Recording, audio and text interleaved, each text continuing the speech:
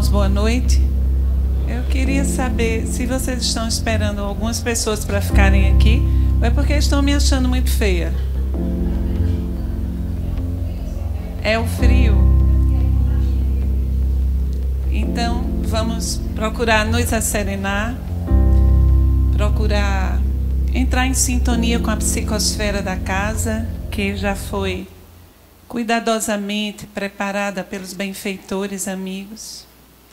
Vamos também nos conectar com os nossos amigos espirituais, que muitas vezes nos trazem, segurando nossas mãos. Vamos esquecer os problemas, elevar o pensamento e mentalizar Jesus de Nazaré. Amigo Jesus, divino condutor de nossas vidas, estamos felizes e agradecidos pela oportunidade que estamos vivendo nesse momento. Senhor Jesus, te rogamos, estende tuas mãos amorosas sobre todos que estamos aqui para estudar, para aprender, também para receber o acolhimento dos benfeitores espirituais. Derrama as luzes que advêm do teu coração. Protege e ampara toda a atividade que se desdobrará nesta casa ao longo desta noite. Fica conosco, Senhor, assim seja. Então vamos procurar desdobrar o tema de hoje, que é o equilíbrio psíquico. Deixa eu tirar aqui o óculos. A nossa condição real, verdadeira, é de espíritos. Nós somos espíritos. E estamos, mais uma vez, em uma existência. Nós temos plurimas existências. Nós, espíritos, só temos uma vida, porque a nossa vida ela nunca acaba. Essa vida, nós a vivemos momentos que se intercalam. Quando nós recebemos um avatar, um corpo físico, e estamos vivenciando a existência reencarnada. Então, lá no Livro dos Espíritos, nós vamos perceber que o senhor Allan Kardec refere a essa fase, ou a essas etapas da nossa vida, como existências. As existências no mundo físico. Nós já nascemos e já recebemos corpos diferentes, em várias etnias, em vários grupos sociais, em vários locais. Nós já nascemos em outros países, já nascemos em outros continentes, inclusive nós já reencarnamos em outros planetas. Porque nós, espíritos, sopramos onde queremos, mas não exatamente onde queremos. Onde nós temos necessidade de aprendizagem. Vamos procurar silenciar, nos concentrar no trabalho. Nos harmonizar. Então, nós também vivemos a nossa vida de espíritos, passamos etapas desencarnados. Ali também evoluímos. Ali nós também aprendemos, tiramos lições importantes. Mas este momento em que estamos reencarnados, nós podemos dizer que estamos inscritos nas disciplinas em que passaremos pelas provas que nos são necessárias para que nós consigamos superar os conflitos psíquicos que nós trazemos. Então, nós precisamos das experiências aqui na Terra. Então, qual é o momento mais importante da nossa vida de espíritos? É esse agora. O planejamento de uma reencarnação, diz André Luiz, no livro Missionários da Luz, é um livro que trata todo de reencarnação. Nesta obra, nós aprendemos que 250 espíritos trabalham num processo reencarnatório. Veja como é importante reencarnar. Agora, para você desencarnar, acho que uns 4, quiçá 5, às vezes até 2. Porque o momento mais importante é esse. Então, qual é o momento mais importante da sua vida de espírito? É este que você está aqui. Então, nós devemos observar, ficar atentos às circunstâncias existenciais. Ou seja, ao código da existência. Ou seja, aquela configuração que se formou na atual reencarnação. Só porque estamos aqui, nós já devemos ser gratos. Quando nós vamos avançando, a nossa psique ela vai finalmente compreendendo quem somos nós, porque o espírita, ele se sabe espírito. Quem diz isso é o professor Humberto Vasconcelos, que é o fundador da Casa Espírita que eu sou vinculada, que é o Peixotim. Então, sabendo que eu sou um espírito imortal, eu devo gratular a Deus porque estou aqui.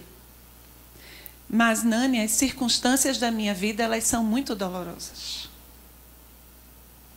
As circunstâncias nas quais eu estou inscrita são muito difíceis. Como é que eu tenho condições de agradecer? Mas exatamente porque você está inscrita em situações dolorosas, é porque você deve, mais do que nunca, gratular. É especialmente porque você está na fase do testemunho. Quando você está passando por situações em que o seu espírito está finalmente se alinhando à lei divina. Então, o que é a lei divina? Isso tudo é um preâmbulo para o tema, que é equilíbrio psíquico. É o nosso tema, eu nem falei, não foi? Então, qual foi a pergunta que eu fiz anteriormente? Só para saber se vocês estão... O que é importante para chegarmos... Não foi a vez que eu perguntei, não, foi outra coisa. Mas, reparem, meus irmãos, nós somos habitantes de um plano de provas e expiações. Antes deste orbe ser um plano de provas e expiações, era um mundo inferior.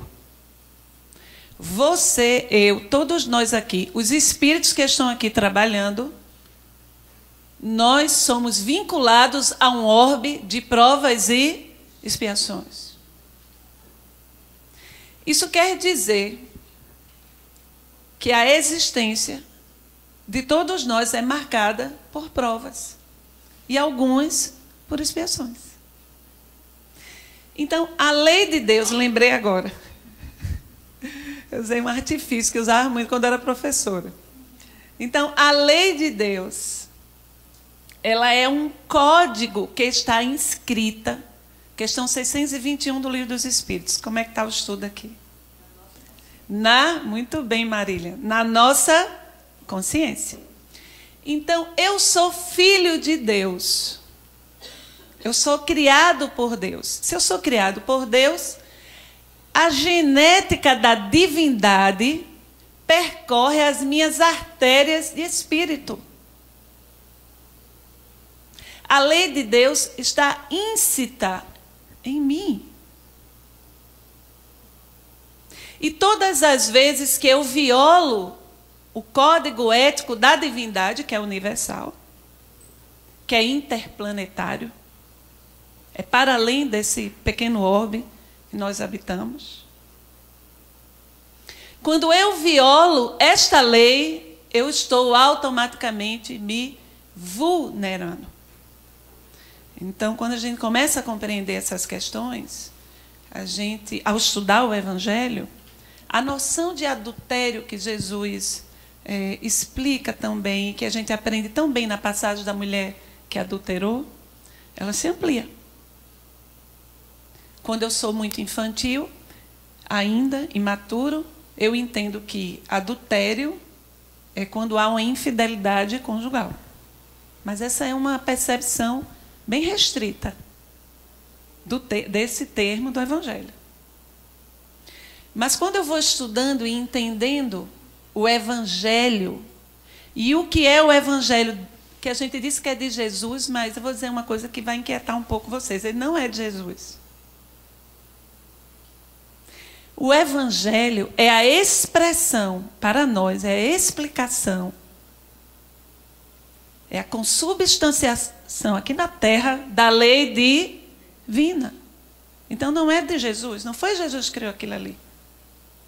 Quando Jesus sobe no Sermão do Monte, que ele vai proferir o alfa e o ômega da humanidade, ele está trazendo Deus para nós. As leis de Deus. Então o Evangelho são as leis de Deus. São as expressões do código da divindade. E todos os planetas e os sistemas vivos da criação do nosso Pai estão todos vinculados a esta lei. E nós também. Então, quando eu violo esta lei, eu me vulnero. Eu adoeço. Eu entro em desequilíbrio psíquico e físico, porque está tudo interligado. Quando eu firo o código ético da divindade, eu automaticamente estou vulnerando um corpo que envolve o meu espírito. Qual é o nome desse corpo? Perispírito, que é feito de uma matéria quintessenciada, muito sutil, muito sensível, mas matéria. Para este plano, matéria. Então, a minha conduta egocentrada, orgulhosa, violenta, quando eu vulnero e machuco o meu irmão, eu estou automaticamente me vulnerando. O que Joana de Anjos refere como marcas morais. Essas marcas, elas desarticulam as células do corpo perispiritual. Que, como Joana de Anjos explica no livro Ser Integral, é o modelo organizador biológico. Ou seja, o meu próximo avatar vai drenar as marcas do corpo perispiritual, as máculas, como uma espécie de exaustor. Daí porque a reencarnação ela tem duas funções. Ela nos permite entrar em processo de reorganização, de evolução, refazer aquilo que oportunidade de refazimento, de realinhamento, mas a reencarnação é essencialmente terapêutica. É como se fosse uma UTI.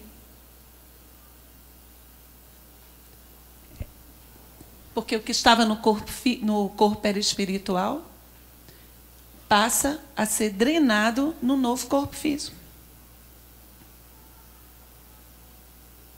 Então eu começo a fazer uma reflexão profunda sobre a minha conduta, sobre as doenças que eu carrego.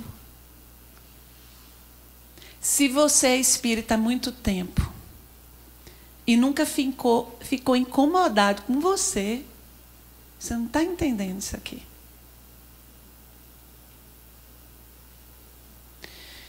Se você ainda não entrou em conflito com os seus hábitos, com as suas posturas, sua forma de ser e estar no mundo, você não está compreendendo o Espiritismo. Porque o Espiritismo ele é uma proposta ética. Assim como o Evangelho de Jesus é uma proposta ética. E se você ainda estiver analisando as posturas dos seus irmãos, como seus irmãos se comportam, como as pessoas se conduzem, e de forma muito ácida, tecendo comentários muito, analisando, dando pareceres sobre o padrão de comportamento dos seus irmãos, eu sinto dizer que você está simplesmente espelhando, projetando o que existe em você e que você ainda não tem coragem de enfrentar no seu irmão. Porque uma das coisas que essa doutrina faz é virar o espelho. É por isso que as nossas assembleias, elas não são muito lotadas. De espírito, sim. Mas de desencarnados, sim, mas de encarnados. Porque incomoda. Incomoda eu perceber que, afinal de contas, eu estou passando pelo que eu passo. Por causa de mim mesmo. Por causa das minhas posturas. A forma como eu me relaciono com as pessoas. A forma como eu me conduzo.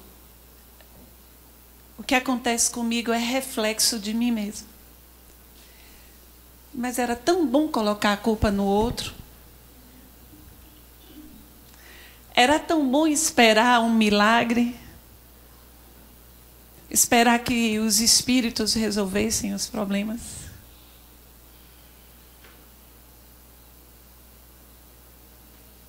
Era tão bom. Mas aqui as coisas não são assim, não.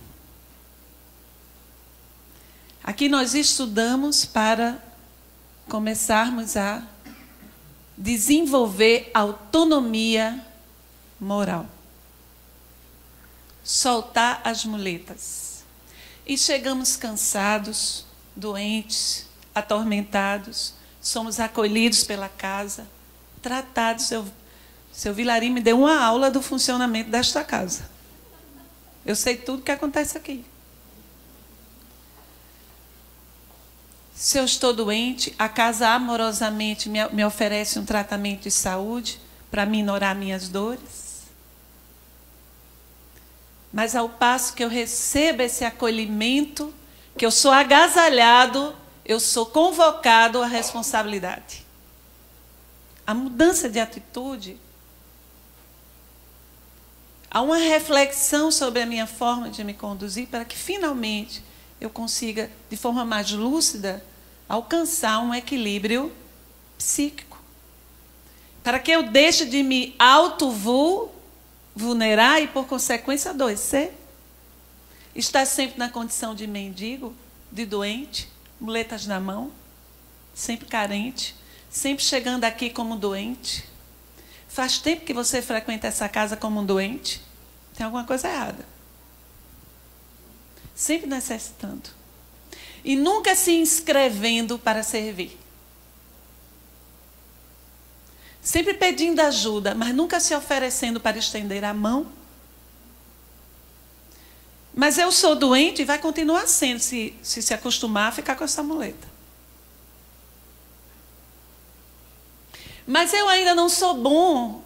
Como é que eu vou aplicar passe? Meu filho, se você está esperando que as pessoas fiquem boas e iluminadas para aplicar passe, não vai ter passe no planeta Terra. É igual a manhã. Manhã, uma trabalhadora lá do Peixotinho, minha mãe, não é porque é minha mãe, não. Mas eu nasci em berço espírita, porque os espíritos disseram, joga logo numa família espírita, para não se desencaminhar. E a minha mãe, ela foi evangelizada no Vicente de Paula, os mais antigos aqui devem conhecer. Depois foi para a Casa dos Espíritas, e ela foi da mocidade da Casa dos Espíritas. Hoje, eu vou dizer a idade dela aqui, vocês não dizem não, viu? Ela tem 76 anos, isso era um segredo de Estado, não parece não. E ela é uma grande educadora, ela fundou há uns 5, 6 anos no Peixotinho uma escola de música. Nós temos 170 alunos de música, uma orquestra de câmara. Ela fundou um curso de francês. Os meninos da comunidade aprendem francês.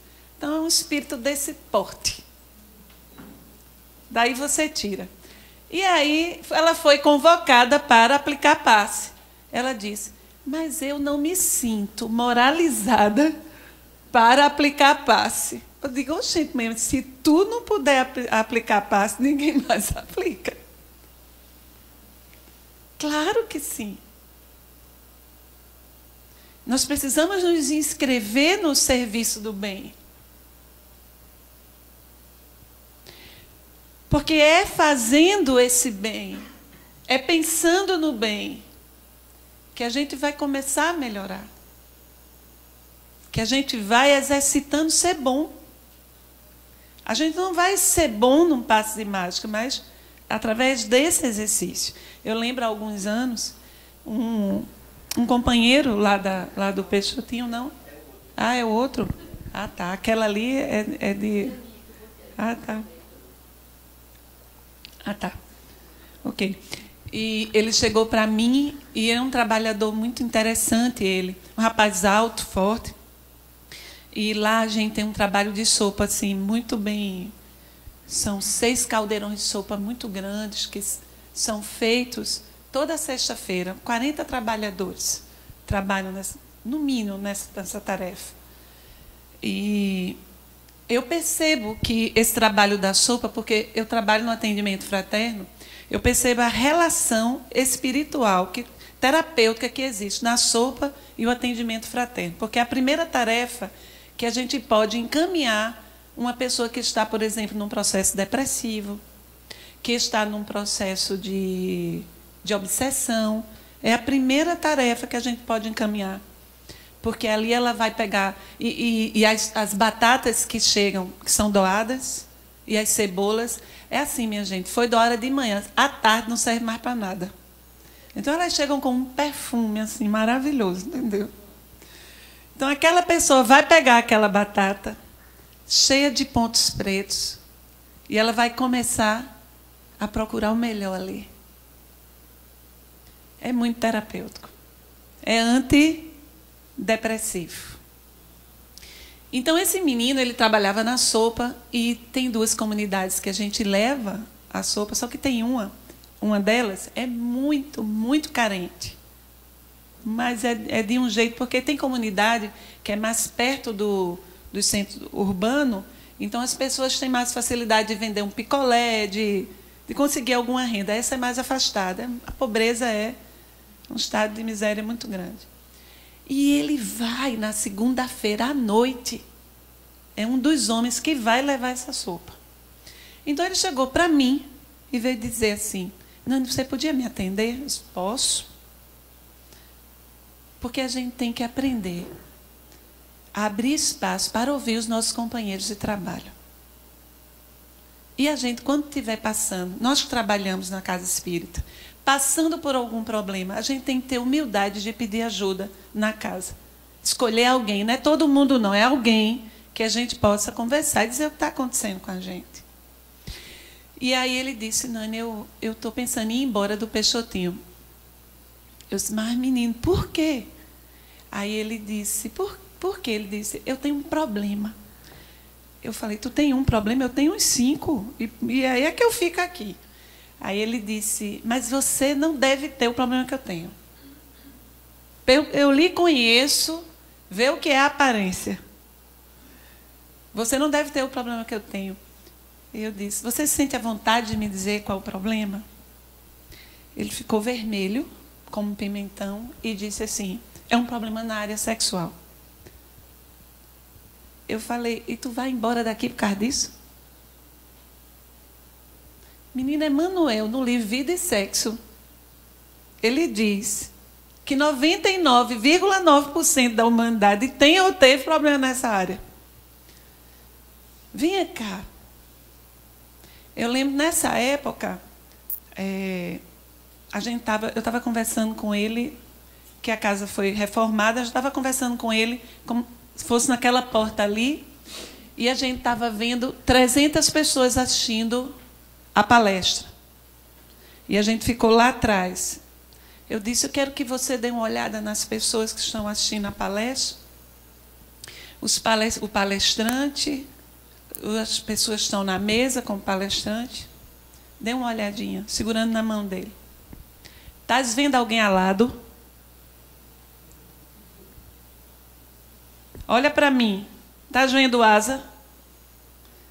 Se tu pudesses analisar, visualizar o padrão, tivesse clarividência ou tivesse um psicoscópio, como a gente aprende no livro nos domínios da mediunidade, para analisar o padrão moral, porque o psicoscópio é um estetoscópio do espírito. Para analisar o padrão moral dessas pessoas que estão aqui, você ia até dizer assim, eu sou até um cara legal. Meu filho, não abandone o seu trabalho. Continue. E que bonito que agora você já está em conflito com uma conduta que você traz há vários séculos, que antes você nem notava que era equivocada. E agora já lhe coloca em sofrimento de tal forma que você está com vergonha de ficar aqui na casa, achando que aqui só tem santo. Tem não, meu filho. Nem aquele palestrante está falando tão bonito ali, ele não é um santo. Aliás, são os mais perturbados da doutrina espírita. São as pessoas... Pelo amor de Deus, a gente tem que começar a perceber essas coisas. Nós não devemos cultivar nenhuma personalidade, porque somos todos irmãos, estamos todos passando por grandes lutas. Quem fala, quem ouve, quem doutrina em reunião mediúnica, quem aplica passe, quem é médium, quem faz sopa, está todo mundo no mesmo balaio. E o palestrante é aquele que tem que estudar e ouvir primeiro. E falar para que ele inscreva na alma dele, no espírito dele, as lições. Então, não pense que ninguém aqui é melhor do que você. Graças a Deus, você já está em conflito. E aí, graças a Deus, ele não foi embora da casa, continua fazendo o trabalho dele, está bem, está enfrentando os seus dragões. Como aquela personagem maravilhosa de Miguel de Cervantes, que é Dom Quixote. A literatura, ela é rica de exemplos arquetípicos da nossa condição. Dom Quixote é o cavaleiro da triste figura. Ele achava que ele tinha uma esperança nele muito grande. Ele olhava para ele e o que ele via não era ainda o que ele tinha... Ele não tinha conquistado ainda o que ele queria ser. Ele queria ser um grande cavaleiro, mas, na verdade, ele era esquálito. A sua armadura era amarrada com cordões de couro. Ele tinha um cavalo magro, um pangaré chamado D'Artagnan. A sua lança era de madeira com a ponta quebrada. Mas, mesmo assim, ele se ia às aventuras. Ele ia enfrentar os moinhos de vento, que ele achava que eram dragões. Mas ele ia. Então, eu não vou esperar que eu um dia vá ter asas, se eu não tenho ainda. Eu tenho que ir fazendo essas asas. Tem um poeta português que eu gosto muito, esqueci o nome dele agora, mas eu lembro do poema. Não é Fernando Pessoa. Caminhantes, são tuas ruas o caminho. São tuas ruas o caminho. Não há caminho. O caminho se faz ao caminhar. São tuas ruas, porque é você que tem que ir fazendo. É você que tem que ir enfrentando. Se o caminho está permeado de pedras e de calhaus, você não foi um bom jardineiro. Tem muito espinho. Foi desleixo seu. E se você está novamente perante um caminho que se apresenta assim, com canteiros desfigurados,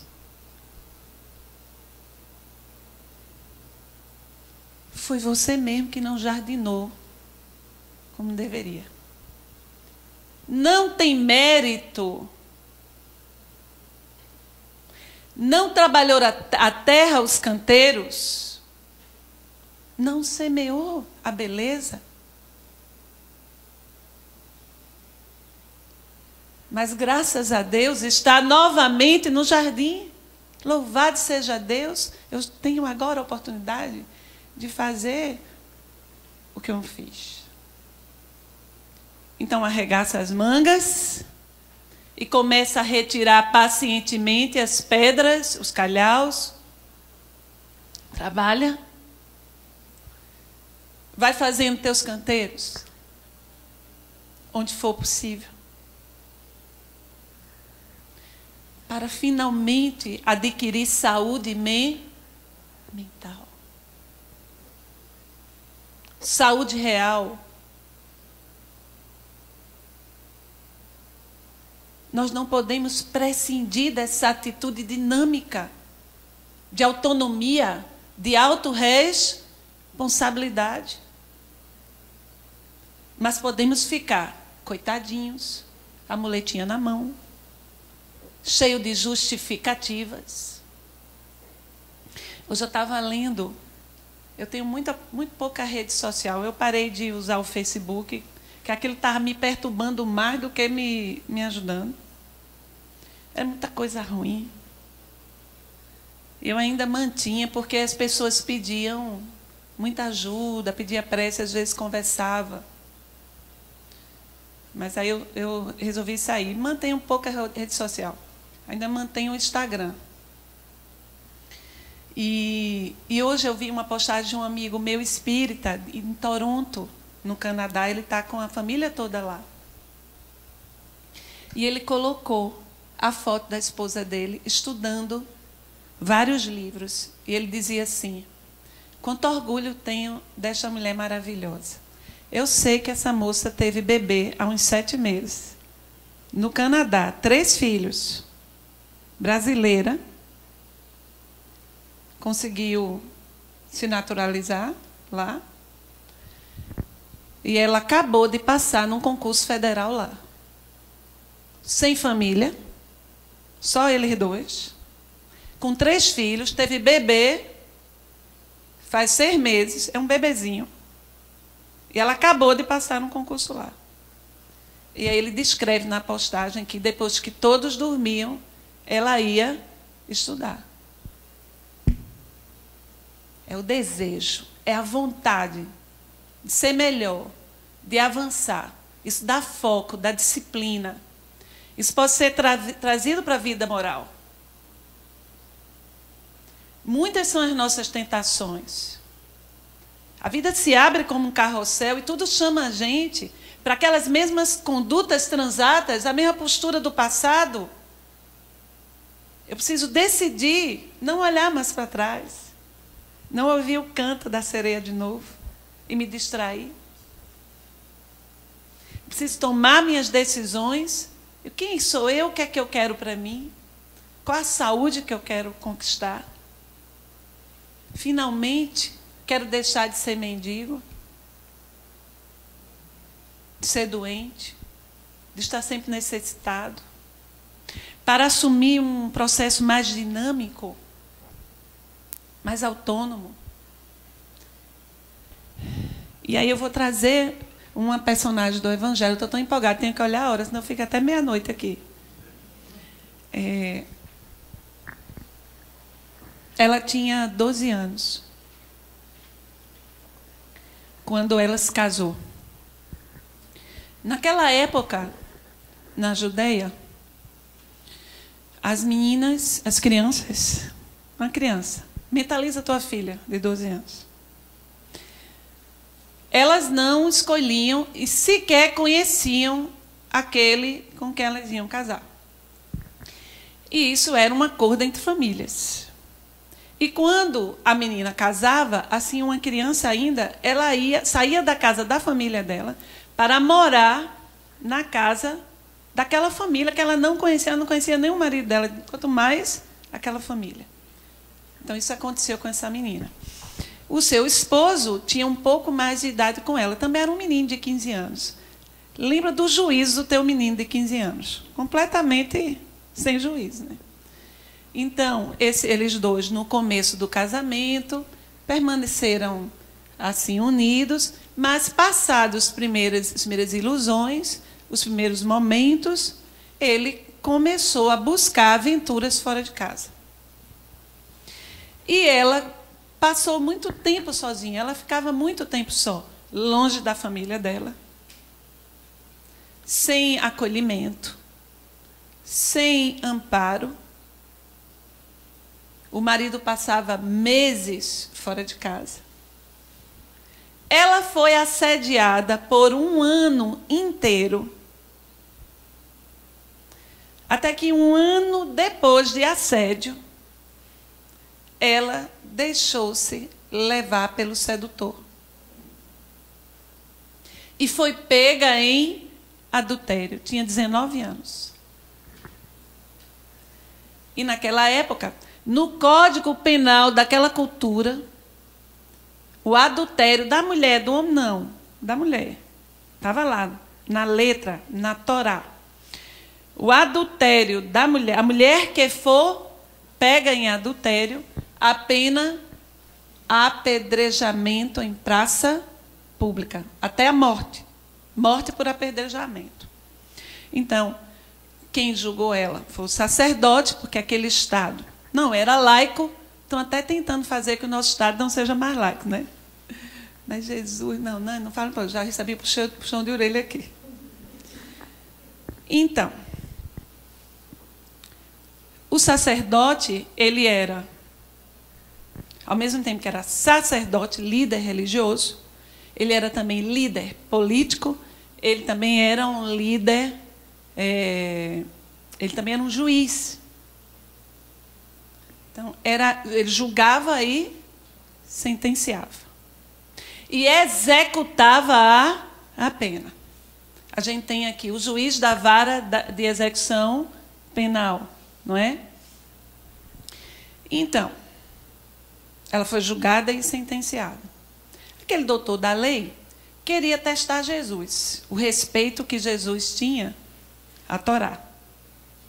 E aí era um entardecer, Jesus tinha acabado de falar, a multidão que já se dispersava, e então começou a vir uma turba, as pessoas com pedra na mão, e o doutor da lei jogou a moça nos pés de Jesus e disse: Rabi, esta mulher foi pega em adultério. Que dizes tu que deve ser feito com ela? E aí Jesus baixou e começou a escrever na areia. Vocês nunca se perguntaram o que é que Jesus escrevia? Você acha que Jesus simplesmente ia escrever qualquer coisa num momento desse? Vamos contextualizar. Aquela cultura, poucas pessoas eram alfabetizadas. Quem estava na frente de Jesus, quem jogou a mulher nos pés de Jesus? Quem é que era o juiz ali, o executor? O sacerdote. Não era isso? Quem era alfabetizado? Jesus estava escrevendo para quem? O nome dele e o pecado dele na areia. Veja que lindo. Você ama Jesus? Ama ou não ama? Eu estou parecendo uma pastora, eu sei. Você ama ou não ama? Se você ama Jesus, aceita Jesus, como diz nossos irmãos neopentecostais. Você segue a Jesus. Veja que postura ética. Que amorosidade. Fosse a gente diria: quem é tu? Quem és tu, hipócrita? Quem és tu para julgar essa jovem? Tu que fazes isso? A gente botava até na mão na cintura. Isso. E a gente teria o prazer de dizer na frente de todo mundo. Olha a postura do Senhor da vinha, que ama também o sacerdote.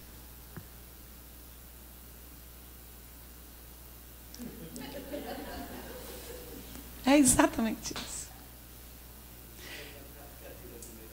Eu sei quem você é.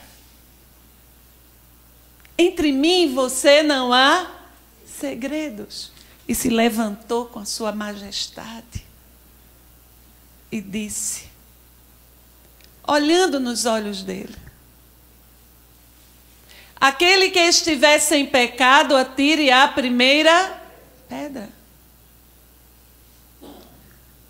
E aí, está lá na narrativa do Evangelho, o doutor da lei deixou a pedra cair e correu. A multidão, ela não fez essa reflexão, não. Ela não refletiu, não. Ela se dispersou porque ela não tinha autorização de executar a pena, porque na Torá estava escrito que a primeira pedra tinha que ser atirada pelo doutor da lei. Jesus é Jesus, minha gente. Quem estava atrás não atirou porque não tinha autorização. E aí eu pergunto, onde estaríamos nós? Ainda hoje atirando pedras nas pessoas, nos caídos da nossa sociedade? Sobretudo na rede social? Eu fico envergonhada dos espíritas, com suas páginas cheias de ódio em relação aos políticos, as mensagens no WhatsApp cheias de ódio com os políticos que caíram. Cadê a fraternidade? Cadê a autoanálise? Pessoas que não suportariam uma breve análise. Não é em 3, 4 séculos, como no nosso lar, não. Que tem um casal que teve autorização de ver 3 séculos. Mais do que isso, perturbava.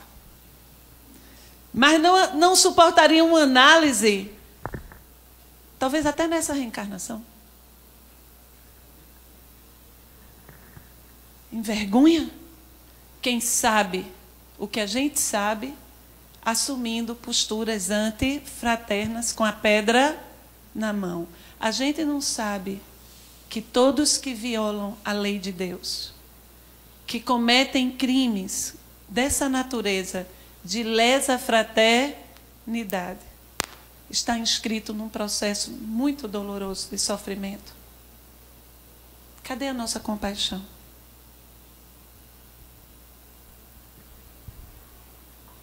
A gente não sabe disso? Ser espírita é: eu não tenho fé. Não, eu sei. Aqui a história não é eu tenho fé, não. Isso a gente já viveu, ó. Idade Média, até o romantismo. Agora eu sei, é cognoscente. Eu sei. Eu sei. Eu raciocínio. E aí Jesus, eu vou perguntar de novo, você ama Jesus? A moça estava lá, caída aos pés de Jesus. Foi o que ele fez.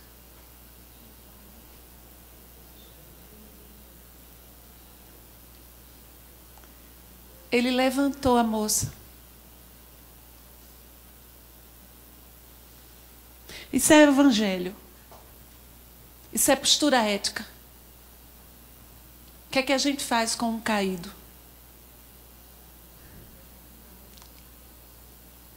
Ajuda a levantar. Onde estão aqueles que queriam te apedrejar? Se foram, Rabone. Então vais e não voltes a pecar. Não anuiu com o erro. Agiu com fraternidade. Diz Amélia Rodrigues, no livro Pelos Caminhos de Jesus, psicografia de Divaldo Pereira Franco, espírito Amélia Rodrigues. Deve ter aí, na biblioteca. Que naquela noite, aquela jovem, aquela menina de 19 anos, procurou Jesus. Bateu a porta da casa que ele se hospedava. E no relato de Amélia é emocionante, porque ele sabia, lógico que ele sabia que ela estava vindo. Ele estava sentado no chão, Mas quando ela bateu a porta, ele já ficou de pé para recebê-la face a face. E tomou a sua mão e perguntou a ela o que é que ela vinha fazer ali. Ela disse, peço-vos, Senhor, um roteiro, um caminho. O que é que ela veio pedir? Ela viveu um momento grave, um momento limite, igual a gente. E muitas vezes a gente só desperta quando somos colocados em situações limites. Por exemplo, quando a gente fica doente gravemente. Aí a gente percebe que certas condutas, certos padrões de comportamento não têm sentido. Aquela situação limite do leito de dor nos leva a reflexões importantes. E aí, se a gente consegue superar a doença, se curar, se você continuar do mesmo jeito, é que você não entendeu o leito. Então, mas se você passou por essa experiência, eu tenho uma irmã que ela viveu um câncer. E aí eu fui para São Paulo, fiquei lá com ela. Ela é uma pessoa muito, muito inteligente, muito culta, mas muito exigente. Um nível de exigência muito grande para com ela e para com o próximo. E aí você já começa a refletir de onde veio a desarrumação. Esse exagero. Essa falta de parcimônia, de leveza. Graças a Deus foi no começo, mas teve umas complicações. Ela sofreu muito, eu sofri também, minha outra irmã também, porque quando você vê alguém que você ama sofrendo, você sofre, horrível, é horrível, né? Mas é importante, foi importante para mim, foi importante para a outra irmã que estava lá em São Paulo e para ela. Para todos nós, essa vivência foi riquíssima. Agradeça a Deus que a gente viveu lá. Eu não agradeço só as possibilidades materiais que a gente pôde ter esse tratamento maravilhoso, mas agradeço tudo. Como ela ficou diferente. Ela ri mais. Para você ter uma ideia, ela não saía de casa sem deixar a casa toda impecável. Pode ser, porque eu, quando acordo domingo de manhã, assim, às vezes, eu não quero nem forrar a cama. E aí, o meu marido faz, vamos ali na padaria, não quero nem fazer um café. Vamos ali na padaria, bora, pega os cachorros, vamos. E aquela preguiça do domingo. Depois, quando eu voltar, é que eu vou arrumar a cama.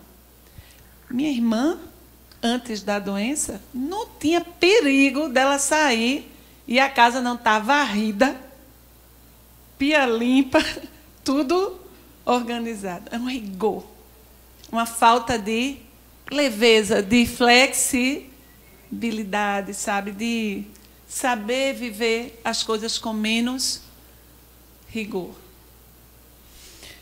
Mas depois da doença, ela não ficou relaxada, não. Ela continua com as manias de limpeza dela. Mas ela está mais leve. Tem um dia da semana que ela passa contando histórias às crianças lá do GAC. Conta histórias e, assim, as roupas estão mais coloridas. Ou seja, a doença levou a uma ressignificação. Aquele momento limite que aquela menina de 19 anos foi jogada nos pés de Jesus, em que ela estava para ser executada de forma tão violenta, e que ela foi liberta dessa situação. E o encontro dela com Jesus foi um momento desses divisor de águas, em que você é colocado num limite para repensar sua postura no mundo, sua forma de ser e estar no mundo. E aí, então, ela vai para procurar Jesus, porque ela poderia simplesmente não ter ido procurar Jesus. Vocês lembram daquele paralítico que foi descido no telhado? O nome dele era Natanael ben Elias. Os amigos dele eram um paralítico de nascença. Ele estava amarrado num catre. E aí os amigos subiram na casa de Pedro, que a casa de Pedro era uma casa de pescador, muito grande. E as pessoas ficavam lá dentro e Jesus curando. Então os amigos subiram no telhado, afastaram as palhas do telhado e começaram a descer aquela padiola. Jesus achou lindo isso. Jesus não curou Natanael ben Elias pelo mérito dele, não. Foi o esforço dos amigos. Jesus achou a coisa mais linda aqueles amigos fazerem o esforço de subir no telhado e descê-lo. E aí eu pergunto, você tem amigos? Você tem feito amigos ou está se intrigando de todo mundo? Da sua família? Ou está se isolando? Porque todo mundo está errado, só você está certo. Quem vai descer seu catre? E colocar você nos pés de Jesus? Quem? Se você não sabe desculpar ninguém. Ser amigo de ninguém. Evangelho é isso. É espada no peito. Quando você vai entendendo, você vai, ó. Ai, é para mim. Eita. Eu tenho andado tão egoísta que tenho ficado mais só do que com amigos. E aí Jesus foi para frente dele e disse, Natanael ben Elias, eu estou com a mulher adúltera aqui, viu? Só que eu baixei a telinha, daqui a pouco eu volto. Eu estou nessa telinha aqui do... Natanael ben Elias, tem fé? Ele tinha que fazer alguma coisa, né? Tem fé de que posso te curar? Vamos ver a vontade desse caba. Jesus pensou. Tenho, Rabi. Levanta aí, anda. Mas Amélia Rodrigues, no livro Primícias do Reino, relata que naquela tarde, depois de curar tantas pessoas, inclusive Natanael, Jesus foi para a beira do mar da Galileia, era o arrebol, o entardecer, ele estava lindo. O rosto zafirino, os cabelos denastrados pelo vento. Como era belo aquele Rabi, pensou Pedro. Pedro era a gente. Pedro faz as perguntas que a gente faria. Pedro ficou assim, admirado de Jesus, aquelas lágrimas. Choras, Senhor. Sim, Pedro. Sim, Simão. Por que choras? Deve ser de alegria. Ó, a cara da gente, as perguntas bestas. Deve ser de alegria, porque fez curas maravilhosas hoje, coisas lindas aconteceram. Não, Pedro, eu choro de tristeza. Lembra de Natanael ben Elias? Paralítico? Está agora no lupanar a se aproveitar de mulheres de má sorte e a se embriagar. Amélia Rodrigues diz que 3 anos depois ele voltou à mesma paralisia porque não encontrou, não aproveitou o encontro. O sol do nosso planeta, o Cristo, olhando para ele, o que é que tu quer? Ele não entendeu.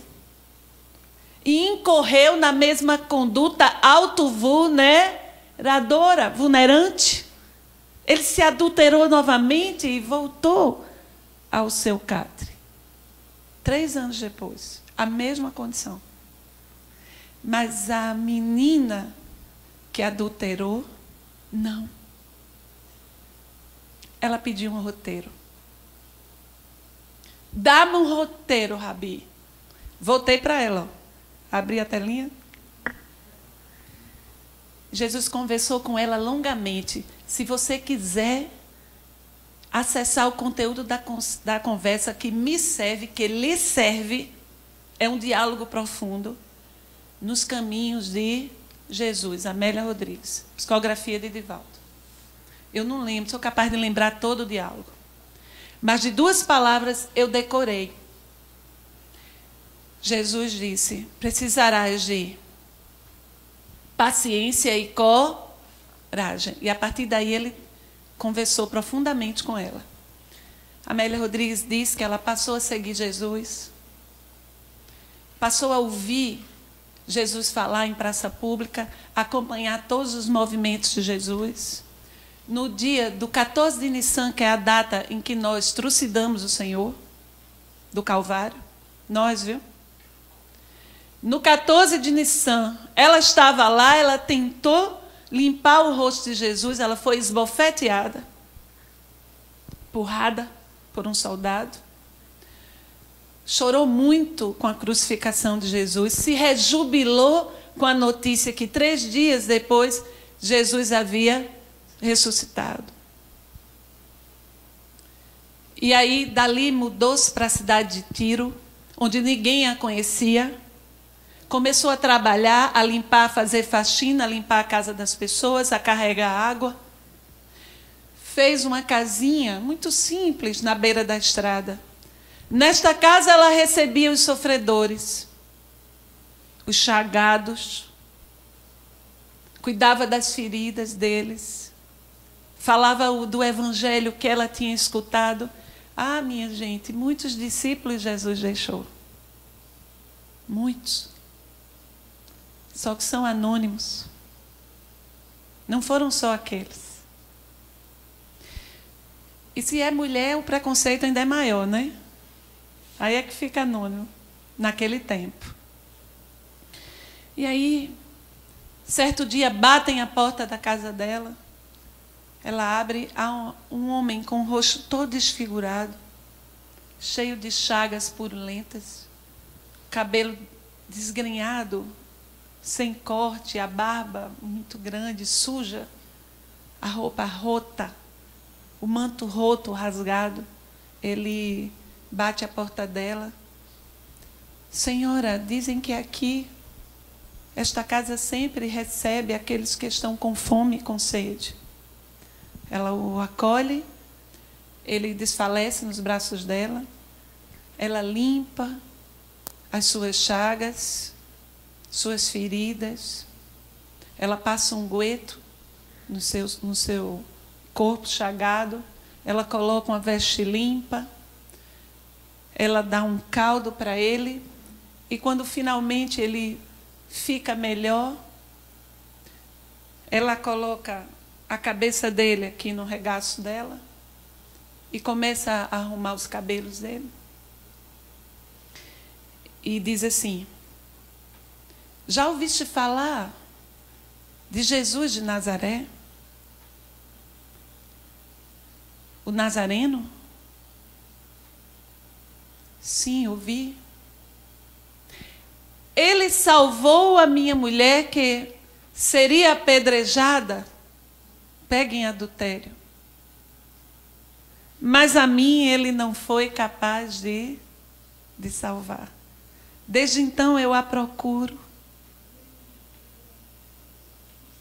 Ela o apertou mais no seu peito e disse: paciência e coragem. Muita paz.